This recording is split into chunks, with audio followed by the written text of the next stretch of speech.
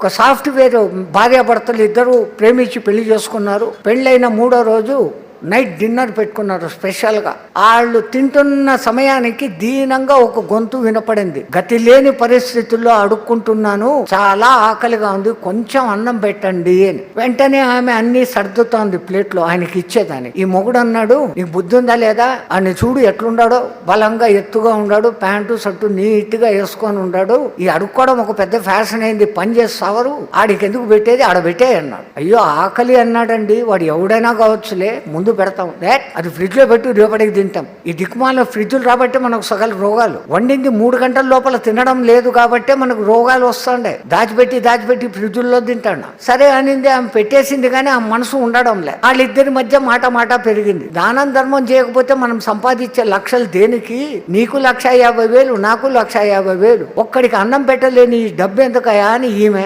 కూడబెట్టాలా, రేపొద్దున మన కొడుకులు వస్తారు, మనవాళ్ళు వస్తారు, కూడబెట్టాలా. పెడతావు ఏ పొద్దో రోజు ఇక్కడనే వదిలిపెట్టి పోతావు. ఆ సంగతి తెలియవాడికి. ఈ మాట పెరిగిపోయింది. పొద్దున్నే లేచాక ఇద్దరు విడాకులు తీసుకున్నారు. చిలికి గానివాన అంటారే, ఏమీ లేదు విషయం, విడాకులు తీసుకున్నారు. ఇది ఒక పెద్ద ఫ్యాషన్ అయిపోయింది ఈ మధ్య. పెద్దానికి విడాకులు. మన సనాతన సంస్కృతిలో విడాకుల వ్యవస్థ లేనే లేదు. జీవితాంతం కలిసి ఉండాలని చెప్తారు, అది జరగడం లేదు. సరే ఏమో వెళ్ళిపోయింది వేరే కంపెనీకి, ఆ ఊర్లో ఉండలేక వేరే ఊరికి వెళ్ళిపోయింది.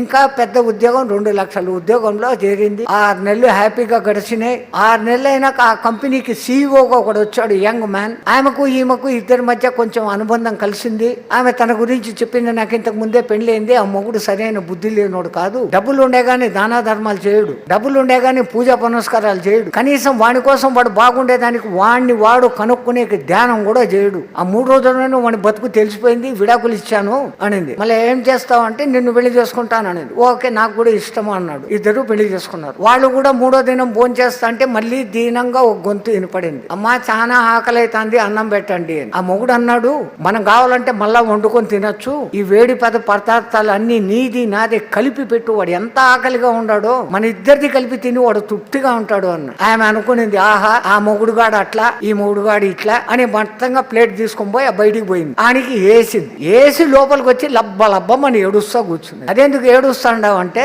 ఆ వచ్చిన బిచ్చగాడు ఎవడో కాదు, నా పాత మొగుడు అని. ఈయన అన్నాడు, సృష్టి చాలా విచిత్రంగా ఉంటది, విధి మామూలుగా ఉండదు, అసలు నేనెవరో, నువ్వు అసలు ఏ పొద్దున్నా నా బ్యాక్గ్రౌండ్ ఏందో అడిగావా, నేనెవరో తెలుసా అన్నాడు. అవును మర్చిపోయాను, ఇప్పుడు చెప్పు ఎవరు నువ్వు అన్నాడు. ఆ పొద్దు మీ ఇంటికి బిచ్చానికి వచ్చిన బిచ్చగాడిని నేను అన్నాడు.